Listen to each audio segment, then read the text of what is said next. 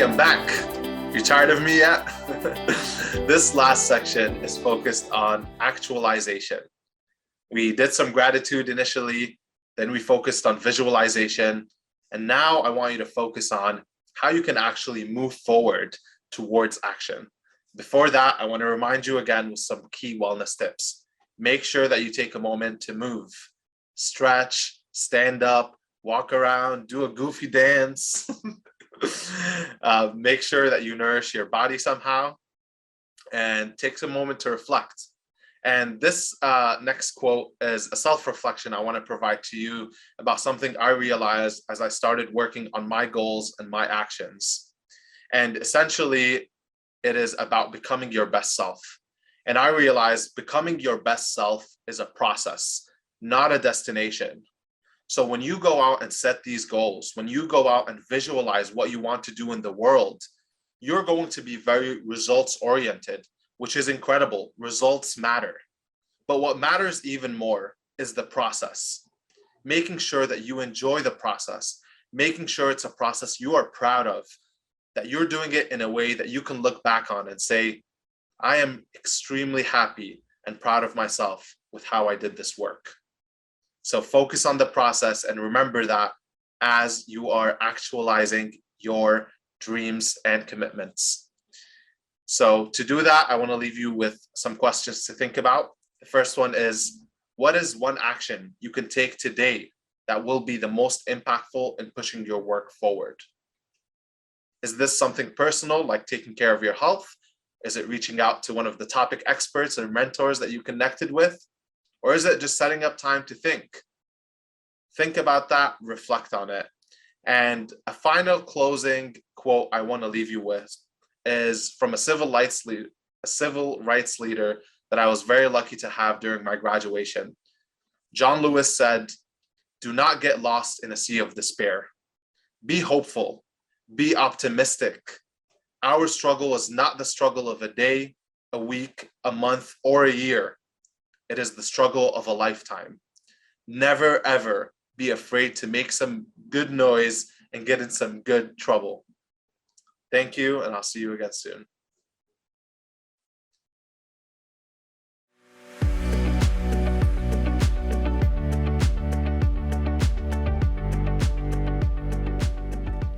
Hello, and thank you so much for joining us for this final day of the 2022 CGI U annual meeting. One of the key components of the CGI U curriculum is storytelling, and the ways that stories can help us find common ground, inspire new ways of thinking, and even catalyze change. I am thrilled today to be joined by an award-winning author who uses her voice to tell stories that challenge all of us to think differently. You know, Chimamanda Ngozi Adichie is someone whom I admire, whose writings have inspired me, and I cannot tell you how thrilled I am personally to have her be part of this CGI U session. How are you, my friend? I'm very well. Lovely to see you. Well, thank you so much. And, you know, in keeping with our storytelling theme, I think we might benefit with our students from literally across the world, and a great many out of Nigeria this year, to start at the beginning of your life story. You were born in Nigeria. You grew up on the campus of the University of Nigeria in Nsukka, where your father was a professor and your mother the first female registrar. You studied medicine in college, but then left for the US at the age of 19 to continue your education on a different path.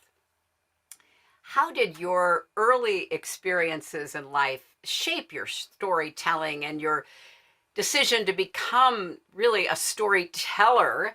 And how does Nigeria and historical memory shape your vision of our future? I think I don't remember when I didn't know that I wanted to tell stories. I've always known. So I like to think that storytelling chose me, that I kind of, this is what I was, it feels like a vocation. This is what I was called to do.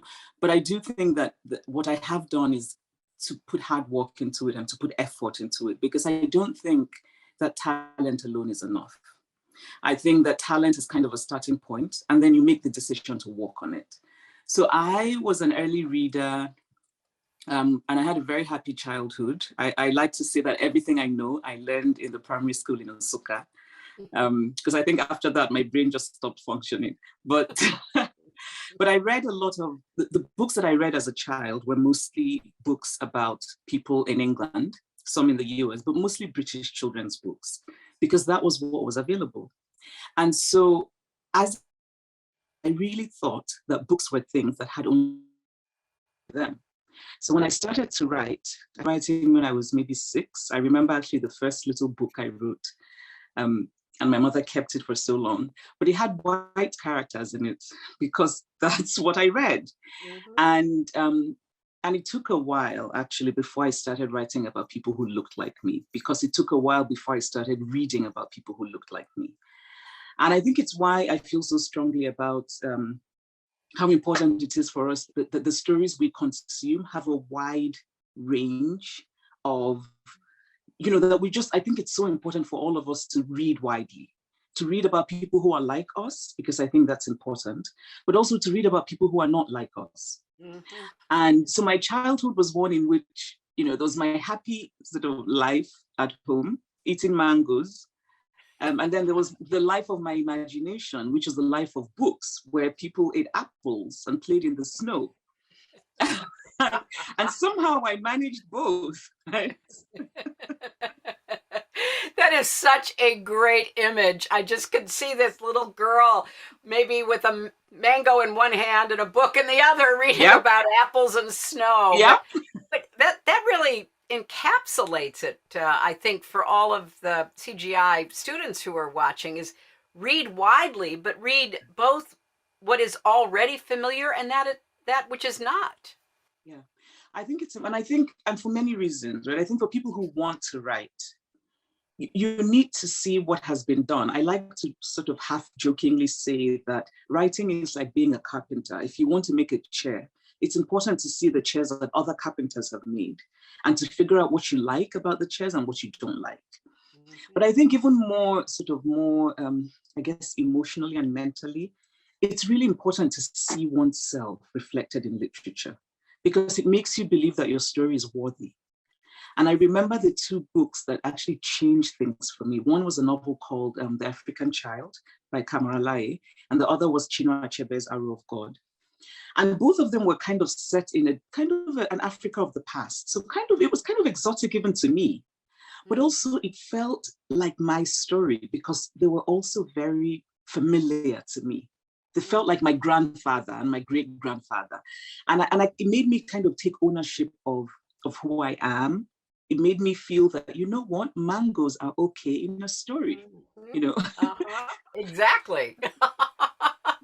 Well, you know, when I think about all of the students who are watching our conversation, it's truly wonderful that this class of 2022 represents 34 states in the US, but 70 countries, including 40 students from Nigeria, 3 of whom are currently studying at the University of Nigeria in Nsukka. So you are talking, again, to people who you would think of as being very familiar and people from literally across the globe. What role do you think these young people who are watching us can play in ensuring that there is increased representation in storytelling, even if they don't become professional writers like you did? Yeah, I think if I had anything to say to young people, and I just want to do a special shout out to the Nsukka people, Nsukka is the best. I would say I would say listening is important. I think we now live in a world where we don't really listen to one another. And so it's not enough to tell stories. We also have to be willing to hear other people's stories. And I, for example, like to talk about how I read even people I do not agree with. because I want to know how they think. I want to understand the world. So I would say to young people, try and listen more. Tell your stories. Don't be apologetic about who you are. And I think there's a, especially when you're a person who comes from a part of the world that's not considered sort of the center.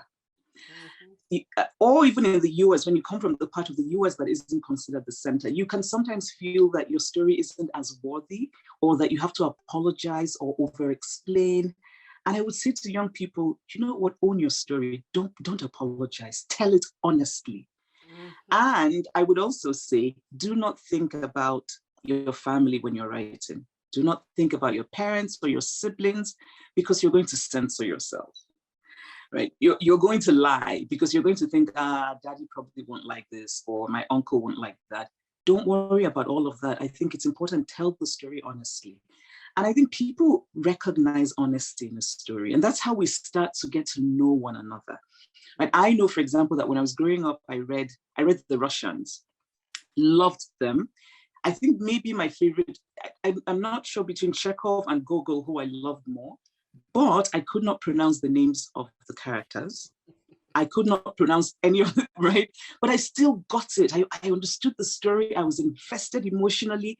So we don't really need to necessarily know everything about other people to get their stories.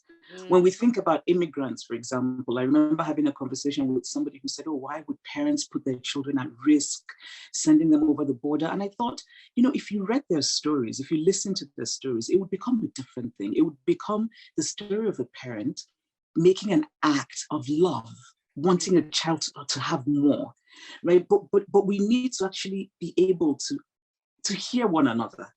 But I think particularly because we just live in such a polarized world, I don't think we should all agree. There's some people I don't want to agree with, but I think we can do better at hearing one another. So before making a judgment, I would say to young people, make sure that you've heard the other person's story.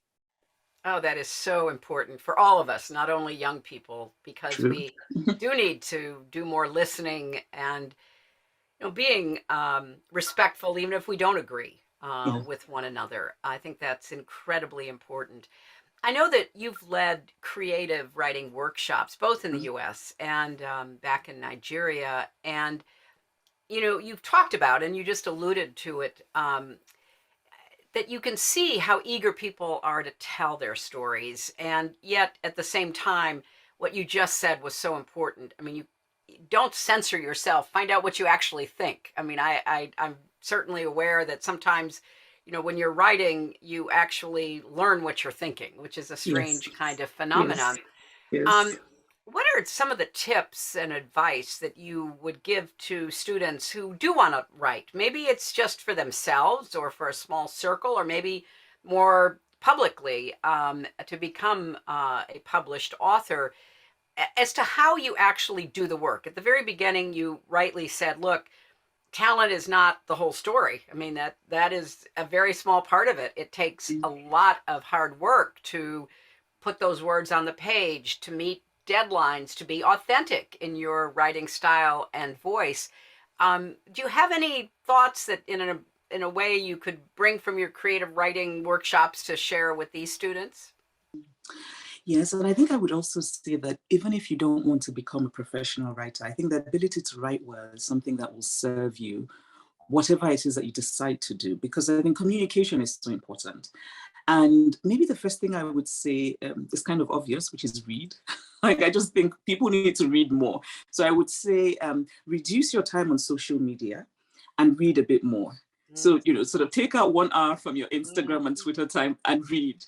But also, I would say, for me, writing is not so much writing, it's the rewriting. So it's the going back to, so usually my writing process is I just write, and then I know that the work actually will happen when I go back and I start from the beginning to rewrite. So there's a lot of, it's important to think about writing as something that one doesn't complete in one go, so to speak, that you rewrite. I think I would also just say it's important to use details. And it's important to use the active voice. So to say, for example, a creature was observed outside. is not as effective as saying, a green snake was seen in the dry grass. And I think this kind of detail-rich way of communicating is good for everyone because we better understand what's being said. And maybe I would also say, for people who want to write, you have to remember that you're going to have difficult days. The whole process of creativity is that you will struggle, and it's important not to give up. And also it's important to remember that while you're in that process, you're in the sort of immersed in the difficult times, it's difficult to remember that it will pass. So what I say to myself is, I know I'm not thinking it will pass, but it will pass. And I eat chocolate. I recommend that as well, because it really helps me. And then I read a lot. When my writing is not going well, I try to force it. It's not happening. I leave it alone and I go and read. I read poetry when I'm writing fiction. And I really think it's something I would recommend for everyone. Just don't read it as a puzzle. Just read it for language. Just let the language just sort of nurture you. And you learn, this is the wonderful thing I think about reading, that you're learning while you're having fun, right? Because sometimes when I'm writing, I write a word and I think, how do I even know that word? Like, I don't remember when I learned it, but I did because I read so much. So I would really encourage all the young people who are watching today to write. I mean, you don't have to be a professional writer, but writing, journaling, write 1 sentence a day, write 2 sentences a day. It doesn't matter what it's about. It will help you even in the way that you think. Oh, that's incredibly good advice. And in that, although you were talking about writing, you also said that you have to develop the patience with yourself. I mean, this too shall pass. You will be able to get through things. Well, we've all just gone through a global collective experience with the pandemic. And a lot of our students, obviously those watching and millions more, have really faced a loss of certainty. Some have faced a loss of schooling, or at least they've had it interrupted, or they were shifted to remote learning. Many missed rites of passages like graduation ceremonies. I think in general, young people have shown great resilience, but it's important when we are talking with, even in this kind of format, young people, to acknowledge that they're going through uncertain times. The world is not as clearly defined, for good or ill, as maybe it was in the past, or that we would like to see it again. How do you think about this time? And have you tried to write about it? Have you, and as I said before we came on, my deepest sympathy to you and your family for the loss of your father. And I'm sorry I didn't know that at the time, but I read some of what you had written, especially that extraordinary article of tribute and love. How do you think about this time that we've gone through, and how do you believe that we can come out of it, not just listening to one another, but being not just resilient, but more optimistic and hopeful and positive about what we can build together? Oh, I wish I knew. I think I'm still trying to make sense of this. I feel the world changed, and because the world changed, we changed. And maybe we won't really know how much we've changed. It seems to me that we still need a bit of time to kind of really process it. But one of the things that, for me, obviously, the pandemic was defined by grief. My father died in June of 2020, and my mother died a few months later. So it was really, and it was really, just really earth moving for me, And in some ways, I'm trying to learn from that. And I think maybe what's important is, it's important to me to acknowledge that I will carry this pain for the rest of my life, but also that I will keep going. So I say to myself, it's one step after another. Sometimes it's slow, but I will keep going. And I can't imagine what it's like for young people, because, I find myself mourning on their behalf, that even just people who had to have their graduation ceremonies online. And I'm thinking, oh my God, but what I would say, it's all experience. And as a writer, I cannot help but be a writer in everything I do. What I'm thinking is, that's material for writing. But you can use that.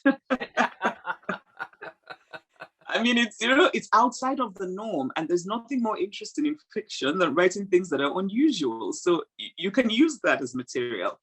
But, I think we also just have to keep going. We have to acknowledge that it's difficult, but we have to keep going. And you find reasons to keep going. I have my daughter, my family, and that makes me think, right, I'm hurting, but I have reasons to keep going.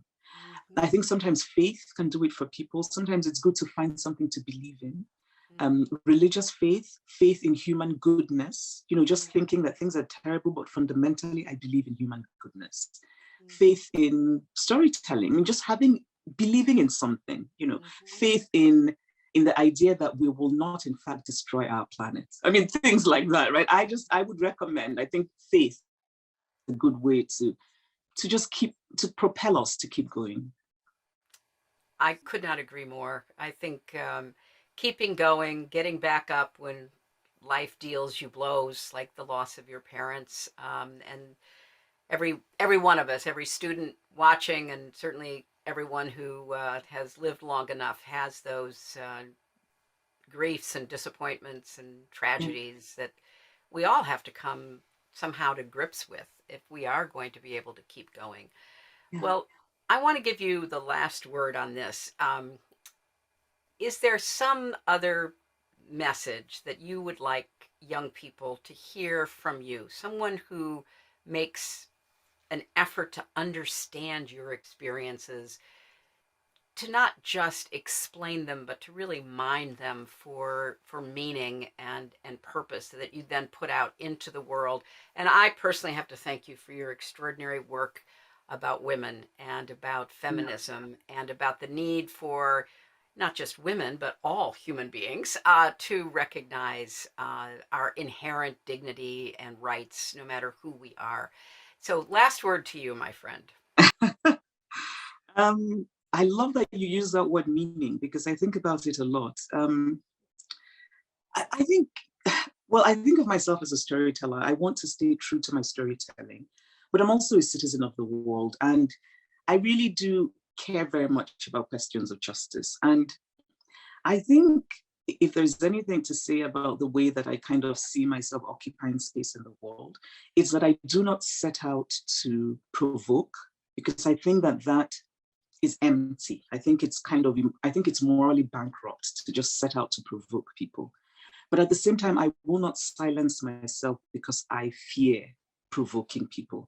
And so I guess it's about being dedicated to truth, but not in a way that's self-righteous, because I sometimes lie, but I just think that it's important if we can sort of keep truth as the focus of the way we occupy space in the world. I try to. And I also really believe that everybody's story matters. I deeply believe that. And I kind of want to occupy my space in the world with that belief as well, as the center of my life, I guess. I could not agree more. Everyone has a story, and everyone's story matters. And I cannot thank you enough for sharing your experiences and your insights with the class of 2022 of CGI U. Thank you, my dear. Thank you for everything. Thank you. It's always a delight to see you, always. Next time in person. Yes.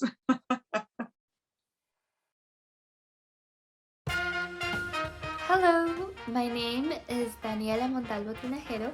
I am from Ecuador and a student at Universidad San Francisco de Quito. My commitment to action is centralizing resources on domestic violence so women and children have a transparent way to access restraining orders as well as other crucial resources. For me, being a lifelong learner is knowing that you will be uncomfortable at times and knowing that it's okay if you don't know everything.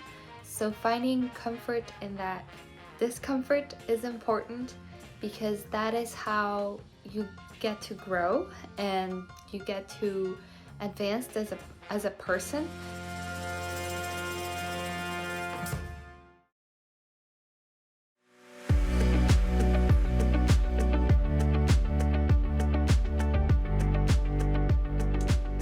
Dr. Murthy, thank you so much for joining the CGI U community and talking a little about your work. It's good to see you, and we're glad you're where you are.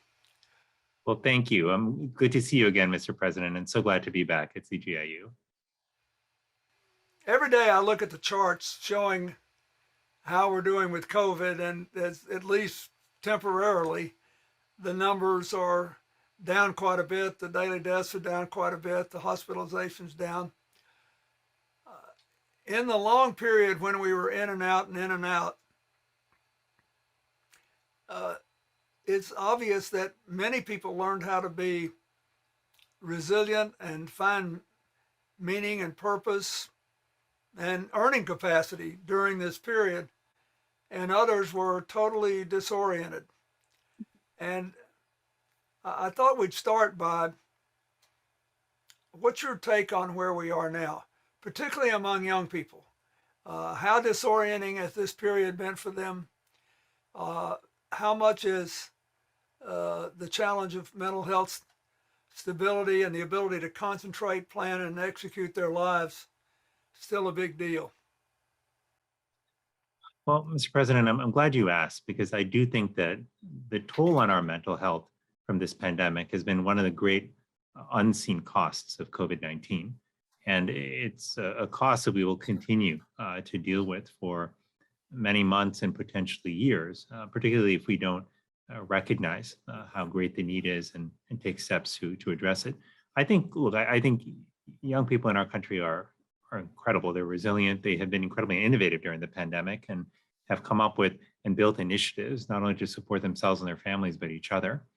But with that said, this is a pandemic the likes of which we haven't seen in over a century. And I think it has taken a real toll. If you look at recent data, in fact, it just came out about the mental health of young people during the pandemic, what you saw is that there has actually been an increase in the number of high school students who feel persistent feelings of sadness or hopelessness. That number is now at 44%. And I will tell you that that means nearly half of high school students feel a persistent feeling of sadness or hopelessness at a time where we think their lives are opening up for them, that there are new vistas ahead, that they've got their lives stretched out in front of them. It should be an exciting and optimistic time. But even before the pandemic, Mr. President, we saw that the decade prior to 2019, things were actually getting worse as well. That those numbers around hopelessness and sadness were increasing. There was a 57% increase in the suicide rate in that decade preceding the pandemic. So however we look at it, before the pandemic and even more so during the pandemic, mental health has become more of a crisis for young people. But I don't think that this is how it has to be going forward. I do think that we can do better in the future. I think in order to do so, we need to, number one, make treatment and access to help much more easy and affordable for young people across America. We've got to invest in prevention as well. We know what prevention programs work in our schools and communities, but we're often not putting the funds and technical assistance toward actually implementing them. And finally, we've got to change how we think about mental health. There's a terrible stigma still associated with mental health struggles and makes people hesitant to ask for help. That makes them feel ashamed if they're struggling. But the reality is that, as you know so well, all of us struggle at some point in our life. I certainly have at many points, both when I was younger and certainly even these days, I have my moments where I need help. And I think that we should have a culture where people can talk about those struggles, where they can seek help without feeling a sense of shame. I'd like to follow up on one particular thing that's been a concern for you since long before you became our Surgeon General.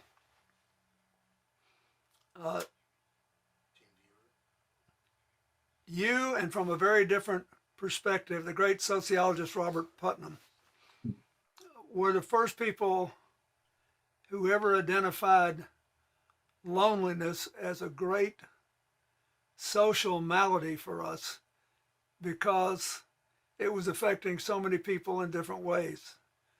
I think from time immemorial, some people have been loners and some people have been more lonely than others. Why do you think it's such an issue today? What are its social and political consequences? And how can we make people feel comfortable being alone without being lonely?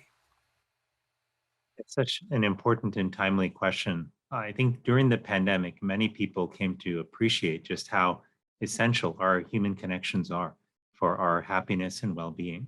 And it turns out that when we struggle with loneliness, which by the way, many people do, then it has implications not just for our mental health, because it does seem to increase the likelihood of depression and anxiety, but it also is associated with an increase in heart disease, premature death, dementia, sleep disturbances, and the list goes on.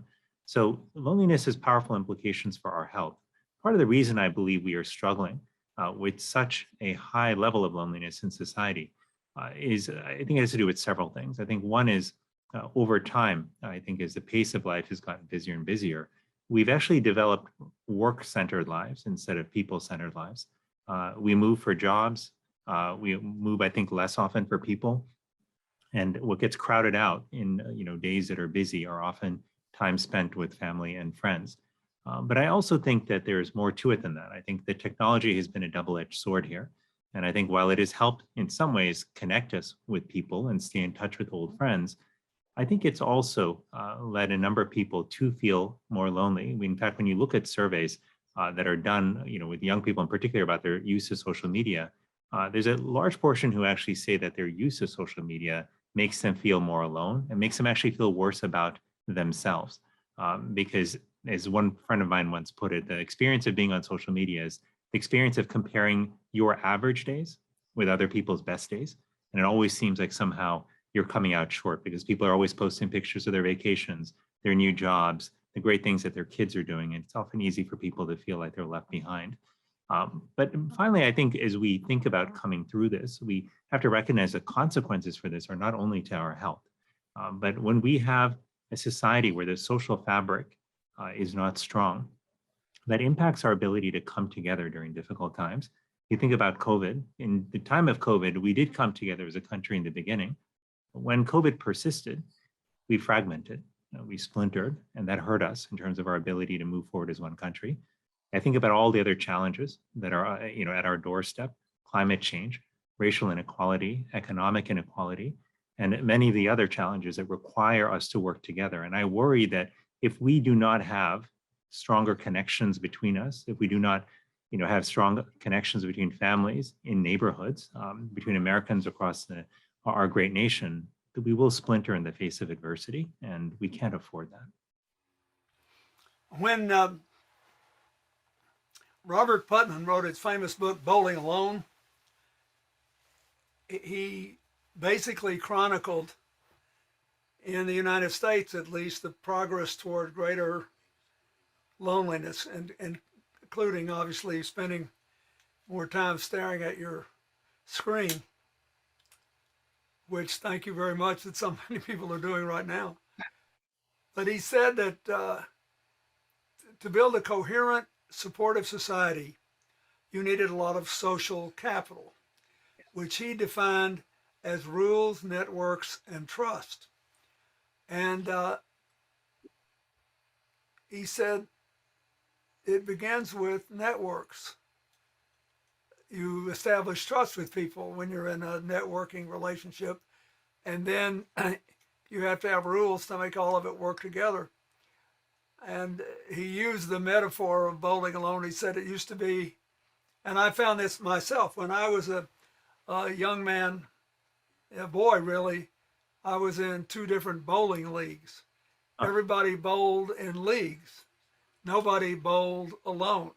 He says now most people were bowling alone and doing other things alone. And even in most sports, they're spectator sports. We're looking on. And I noticed on ESPN 2, maybe, there are more and more, there's more and more coverage of bowling tournaments and cornhole tournaments in rural America, throwing the bags into those holes, but they're not spectator sports. They're things anybody can do, and they do it in teams. And I wonder if maybe there are ways to advance our collective as well as our individual mental health. I think you're onto something there. I think you're absolutely right that when we engage in activity together, whether it's recreational, whether it's service-oriented activities, we forge connections with one another. And it's one of actually the interesting reasons that service actually turns out to be a powerful antidote to loneliness, because we connect with others, with purpose. And service, by the way, doesn't just help us connect with others, it reinforces our belief in ourselves. It reminds us that we have value to bring to the world.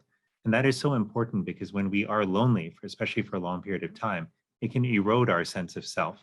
And those who are listening who may have struggled with loneliness over the years, like I did certainly when I was a child, might recognize that phenomenon where you start to believe perhaps that the reason you're lonely is because you're not likable or that somehow it's your fault.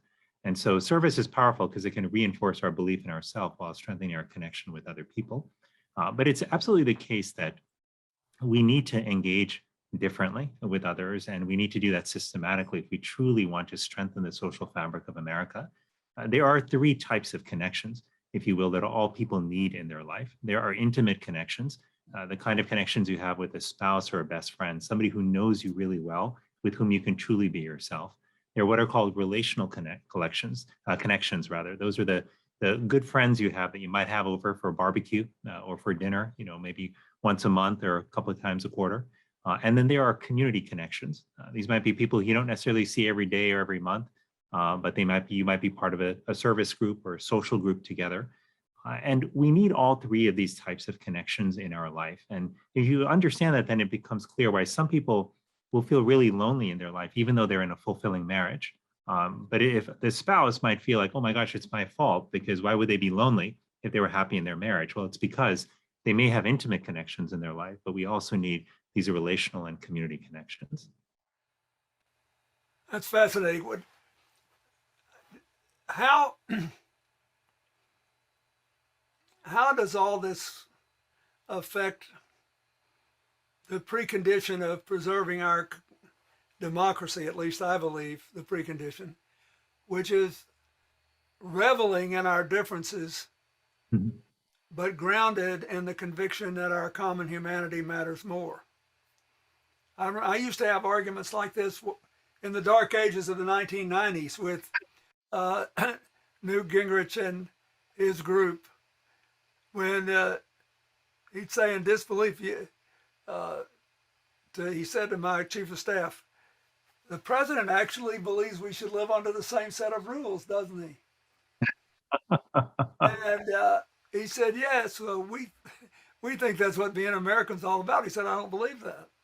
And in other words, that there were some people inherently better suited to rule, and whatever they had to do to get there, they should do it.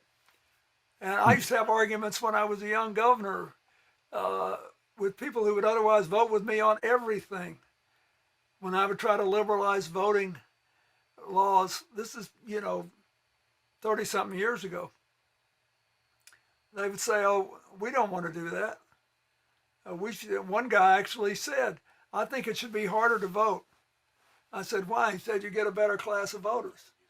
And he was totally oblivious to the racial implications, to the economic implications, to the whole deal. So how can we use your insights about relationships to get us more comfortable in believing that our differences are so important, but our common humanity matters more?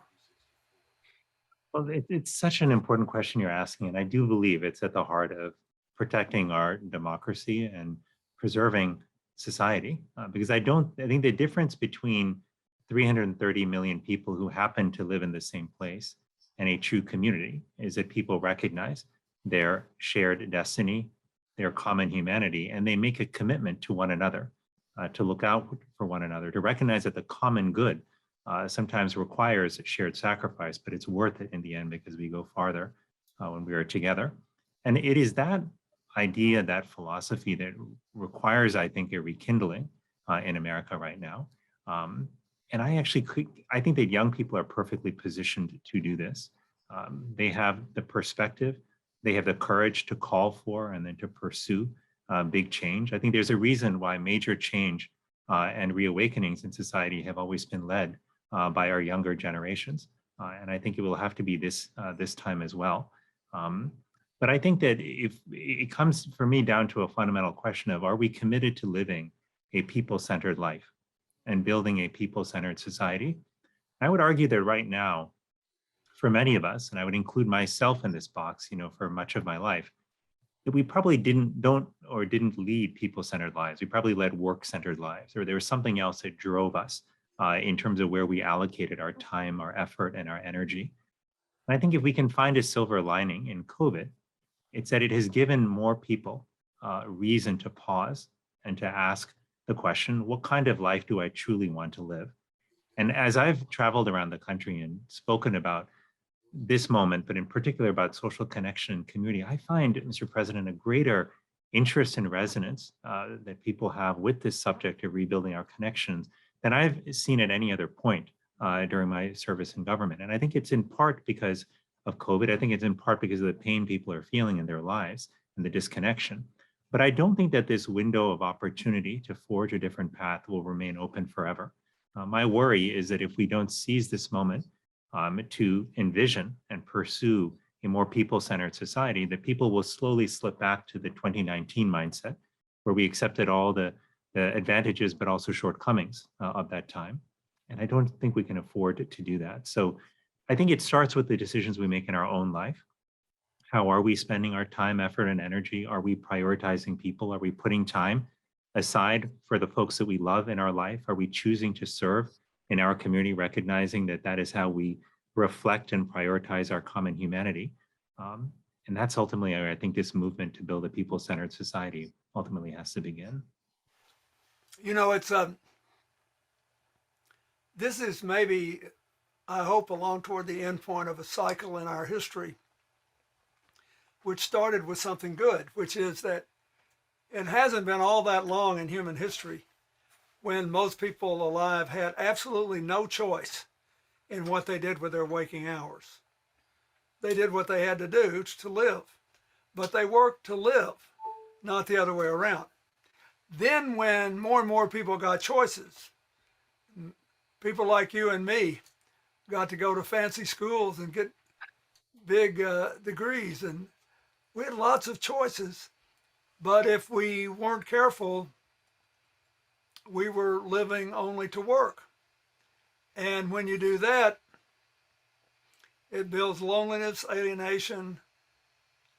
And so somehow we have to integrate the idea of making an informed choice and still living space to work to live, and not the other way around. It's going to be a very interesting period, but I'm convinced that it's contributing, this whole thing knocked off by the crazy COVID period has made us more alienated from one another and made us take otherwise inexplicably stupid positions like Sandy Hook didn't really happen, or, the kids from Stoneman Douglas High School are on an evil mission, or, you name it. So I think getting all this right is a big part of public health. Let me ask you one thing before you go that's a little off subject, but a lot of people don't know that the Surgeon General heads a very large public health corps. Thousands of people are at your beck and call. So before we leave, since there are a lot of people interested in Ukraine, one of the things that has struck me is that the world has been very generous in trying to help them to fight and to survive. But in these places that have been bombed out and all these terrible stories we're reading, I wonder if they have enough public health workers to go in and secure them, get people out in a hurry and all of that. Do you know enough about that to make a comment? And do you have any ideas about what we should do? Well, it's a really important question, and what a painful, heartbreaking situation we're seeing unfold in Ukraine. My worry, Mr. President, is that we don't even fully appreciate the extent of the humanitarian and health crisis that's taking place in the Ukraine right now. I think about women who are pregnant, who need to deliver a child. How do you find a hospital that's safe? How do you find an obstetrician to deliver your child? Much less those whose children may be ill or have elderly family members who are ill. So there is a profound crisis that's unfolding right now. I do believe it's important that we mobilize our health assets to the best extent we can and get them to Ukraine to help people. But I also recognize that there are security concerns there as well. And this is actually in a very different way what we saw in Liberia, which was that when in Liberia, when we were struggling with Ebola several years ago, one of the barriers to countries sending volunteers in to help was that they worried whether their own volunteers would be safe. If they got Ebola, would there be somebody there to care for them? And one of the things that we did, the US government, is we actually deployed the United States Public Health Service Commission Corps, the officers I had the great privilege of overseeing. We deployed them to Monrovia to set up something called the Monrovia Medical Unit to actually take care of people who had Ebola or who were suspected of having Ebola. And when that happened, I remember President Sirleaf of Liberia telling me when I visited there, she said, when you set up the MMU, when your officers came, that's when the floodgates opened for volunteers all over the country. And that's when they came and they helped. So while we need to get aid to Ukraine, we also have to think about how to make it safe, for the volunteers who go over there. But it is an extraordinary humanitarian crisis, and I'm deeply worried about it. I'll also say, Mr. President, that I know that our time is coming to a close, but I also want to say to the young people out there who are listening today, who are looking at the challenges that we face in the world, who are bearing the brunt in some ways of the crisis that we face over the last 2 years with COVID, and who are wondering, will things get better? Can they be better? I want to assure you that I feel more hopeful than ever that we can build the kind of world that you and I have been talking about, Mr. President, a world that's truly centered around human connection, where we recognize our common humanity and our shared destiny, where we prioritize our investments in each other. But that will take leadership, it will take vision, it will take people like all of you who are listening today to think about how you want to live your lives in a people-centered way, to think about how you want to also help build that broader movement in society. But as you do it, it is so important that you take care of yourself as well, that you not let your mental health become a victim, if you will, or a price that you pay in your efforts to serve your community and your country. And that means making sure not just that you recognize it's okay to struggle, which it is. We all struggle with our mental health from time to time, but also that you recognize it's okay to ask for help. There's no shame in that. It's also why it's so important to invest in your relationships now. Our relationships are the buffer that allows us to endure great stresses and hardships in our life. And whether that's putting aside 15 minutes a day with your family or your friends virtually or in person, whether that's making sure you're fully present with them, that you're not distracted by your devices when you're spending time with the people you love. These are just small ways that we can strengthen human connection in your life. And I want to finally just leave you with a practice that I use myself. It takes 10 seconds, but it helps re-anchor and ground me in those moments where I feel alone, where I am starting to lose hope that the future could be better. And if you could just hold up your right hand for a moment and then place it over your heart and close your eyes. For the next 10 seconds, just think about the people in your life who have loved you and cared for you. People who have been there during difficult times, holding you up when you were in despair, who reminded you of who you were in those moments when you forgot. Think about the people who celebrated your moments of joy and triumph, the people who were with you no matter what came. Feel their love flowing through you, filling your heart, and filling you with joy. And know that that love is always there, whether they are physically there with you or not, because that love is firmly residing in your heart. And open your eyes. What you felt in those 10 seconds was the power of love, the power of human connection. It is our greatest resource.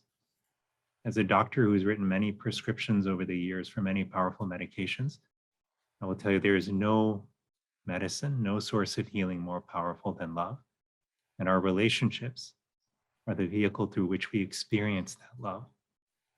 And for all that our world may tell you, that your worth as human beings is determined by how fancy a school you go to, how fancy a job title you get, how long your resume is, I just want to say your worth is not dependent on any of that. You were born with the most important source of value that you will ever need, and that was the ability to give and receive love. When we get close to that, when we experience that through our relationships, it's when we feel good. It's when we feel powerful. It's when we know that we can do anything. So surround yourself with those relationships, invest in them, and know that you are worthy because of your capacity to love. And if you do that, my hope is that you will help move all of us in our society, in our country, and the world toward a more loving, compassionate, and kind society. And that day couldn't come soon enough. Thank you, Doctor. We're lucky to have you. Stay where you are and spread your love. Thank you. Thank you, Mr. President. Always good to see you. Thank you.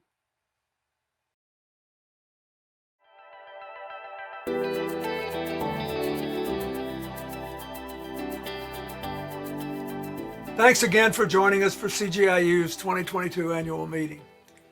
I'm very grateful for your engagement throughout the program, and most important, for your commitment to making our world better, fairer, and stronger.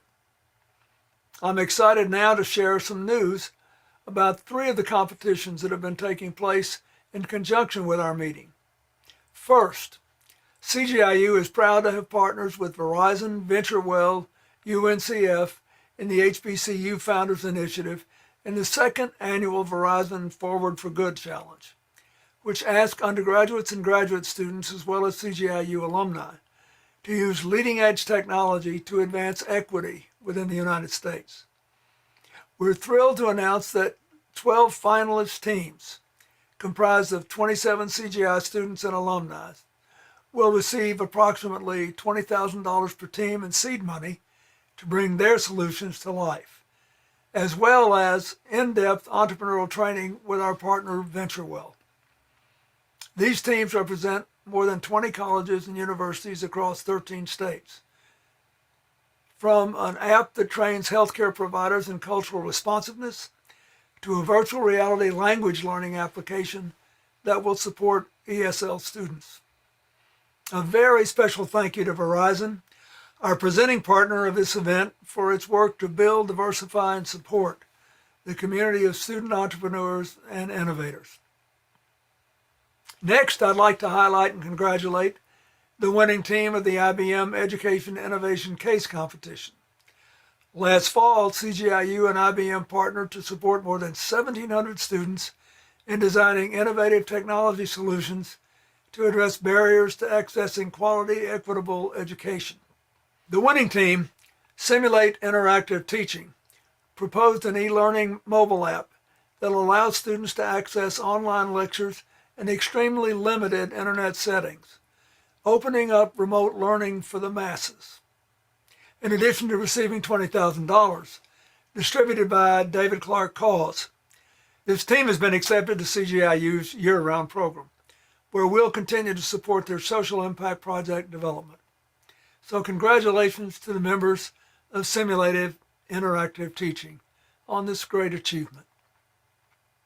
And third, throughout CGIU's partnership with IBM, I'm also very excited to announce the winning team of the John Lewis Racial Justice Case Competition, a student-run contest that focuses on developing bold, innovative, and actionable recommendations for the companies actively looking to address issues of racial inequality both inside and outside their organization.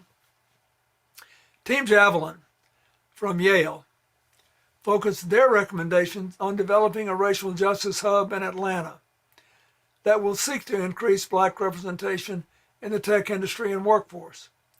We look forward to continuing to support these students in their project development throughout the year-long CGI U program. Congratulations to Team Javelin. I wish you much success with your important project. And before we go, I want once again to thank the American Association of Community Colleges for being our virtual host campus. I also want to thank our partners who make our year-long work possible. Our presenting CGU sponsor, Verizon. Our CGIU sponsors, IBM, the Peter Peterson Foundation, Kevin Shue, and Beth Dezoritz. And finally, I thank all of you in the class of 2022, our CGIU commitment mentors, and our entire alumni network for your extraordinary engagement. I'm always inspired by the creativity and commitment you show in supporting one another, and always grateful for all you've done and continue to do to make the CGIU community even stronger. Lastly, I want to remind you all that the real work of CGIU doesn't happen at this meeting, but in the months to come, as you continue to learn from each other and your mentors, and more importantly, to put your commitments into practice. Along the way, as with anything in life, you undoubtedly will face obstacles and have a few setbacks. The most important thing is how you deal with them and how resolutely you push on. One of my greatest memories from all the years of CGIU came in 2016, when I did what turned out to be my last public event with my longtime friend, John Lewis, whom we just mentioned, and whom I first met as a young governor in the 1970s. During the closing conversation, a CGIU student asked me what I would give in terms of advice to my younger self, my 20-year-old self. I've been asked a lot of questions, but I had never been asked that before. Yet my immediate thought was, never disempower yourself. And that's still best advice that I can offer. Pursue your passions. Don't give up. And don't be afraid to change course when you make mistakes. Don't be afraid to admit mistakes, but never disempower yourself. If you can just keep on that course, you have a great chance of accomplishing whatever you set out to do. And wherever you land, you'll have an exciting journey and things will be better because you made the effort. I wish all of you well, and I can't wait to see what you'll continue to do.